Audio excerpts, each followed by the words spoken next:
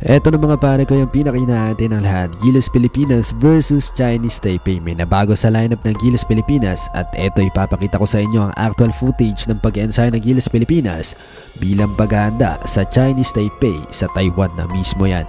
At si Coach Tim Con ay nagbabala na nga rin.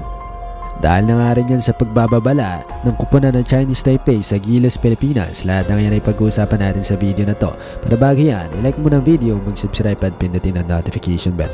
Maraming salamat. Huwag na nga natin patagalin pa dahil talaga mainit ang balita natin ngayon mga pare ko. Eto na, magkakabakbakan na nga ang Gilas Pilipinas versus Chinese Taipei. Unahin na nga natin kung ano nga bang sinabi ng kuponan ng Chinese Taipei sa ating national team. Eto nga Chinese Taipei ngayon ay gigil na natalunin ng Gilas Pilipinas para makapasok pa sila mga pare ko sa wild card at makapasok sa FIBA Asia.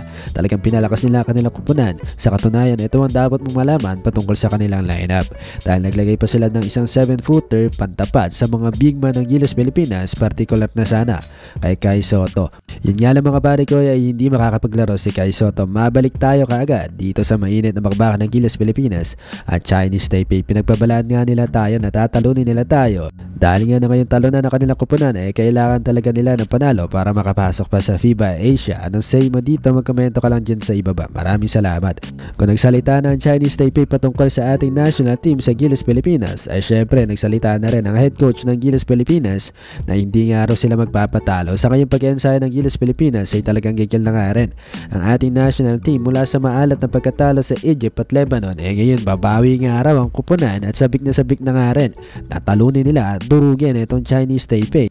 Anong sa inyo dito? Kayanin kaya ng Gilas Pilipinas ang pwersa ng Chinese Taipei? Vice versa mga pare ko. Pero ito, huwag ka muna umalis dahil ito actual footage ng pag-ensayo ng Gilas Pilipinas sa mismong bansang Taiwan na yan mga pare ko.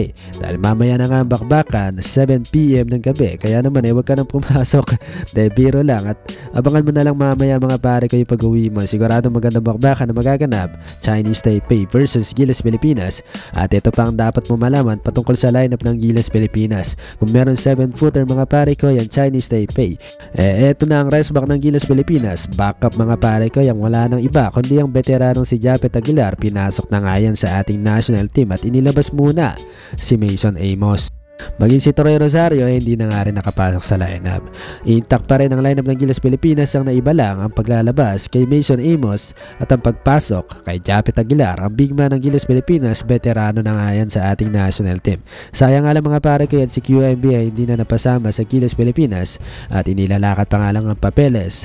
Malaking tulong pa sana si QMB. Pero ganun pa man, mahaba pa rin naman ang kampanya ng Gilas Pilipinas. Mapunta na tayo mga pare ko sa bakbakan ng Chinese Taipei at Gilas Pilipinas. Mamaya nga yan 7 PM. Kung kayo ang papipilian ng first 5 nyo kontra sa Chinese Taipei, sino-sino nga ba ang pipiliin nyo mga pare ko? Si Dwight Ramos nga ba o si Scotty Thompson ang gagawin yung unang gwardiya o panimulang gwardiya ng Gilas Pilipinas kontra sa Chinese Taipei? At kailangan ba ng Gilas Pilipinas na mag-twin tower, Junmar Fajardo at Japet Aguilar pagsabayan sa ilalim? O di naman kaya AJ Edward, Junmar Fajardo para mapigilan niya ang 7-footer naturalized import ng Chinese Taipei? Sa ngayong lineup ng Chinese Taipei, sigurado na mahihirapan ngayon ng Gilas Pilipinas dahil matagal na nga na nag-ensayo ang Chinese Taipei dahil talagang plano nilang durugin ang Gilas Pilipinas. Sa ngayong pag-ensayo ng Gilas Pilipinas mga pare ko sa Taiwan, talagang gigil na ngayon ang ating mga players na makabawi. Talagang kailangan ng Gilas Pilipinas na patunayan dito ang kanilang mga sarili dahil nga inalat sila sa Doha Packet Tournament kontra sa team ng Lebanon at Egypt. Yan din ang hiling ng mga fans na manalo tayo dito. Hindi na tayo pwedeng matalo mga pare ko dahil ang Chinese Taipei ay magandang paghahanda nga rin sa paparating na laban ng Gilas Pilipinas sa February 23 naman yan. Saan nga bang kuponan?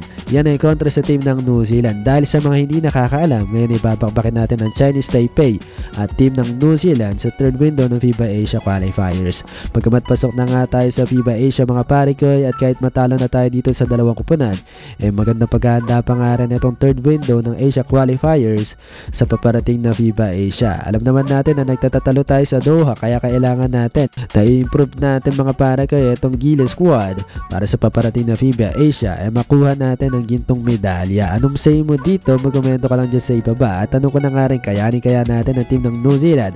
At ito pa pala ang dapat mo malaman patungkol sa New Zealand mga para kayo. Huwag ka munang umalis dahil gigil na nga rin ang team ng New Zealand na makabawi ngayon sa Gilas Pilipinas dahil tinalo nga natin sila at nagbabala na nga rin ang team ng New Zealand sa atin na hindi na nga raw tayo muling makakaisa sa kanilang national team dahil 6 na players nila ang kanilang pinalitan para lang matapatan na itong napakalakas na team ng Gilas Pilipinas kung kasama si Kai Sotto. Pag wala si Kai Sotto medyo maalat ang ating kupunan dahil kinukulang nga tayo sa big man dahil ang triangle offense pa naman ni Coach Tim Kuhn ay nakabase kay Kai Sotto sa big man. Mas mainam sana na nandito si Kai Sotto pero yun nga lang ay kailangan talaga magpatuloy ng Gilas Pilipinas kahit na wala sa lineup si Kai Sotto. Ano masasabi mo dito sa magiging bakbakan ng Chinese Taipei at Gilas Pilipinas? Magkomento ka lang dyan sa ibaba na expectation mo, sino-sino ang first 5 mo para sa Gilas Pilipinas kontra Chinese Taipei.